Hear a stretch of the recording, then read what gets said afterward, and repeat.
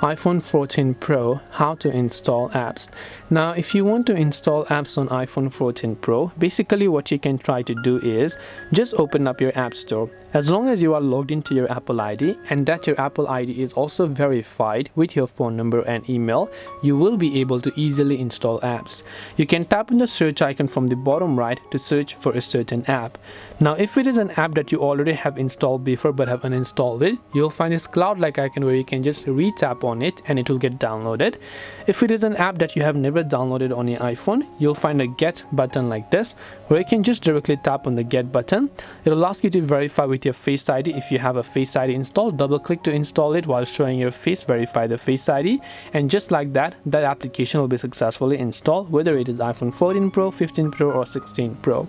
If you have got any questions, feel free to leave them down below. Thank you for watching till the very end of this tutorial, and as always, see you soon in our next video.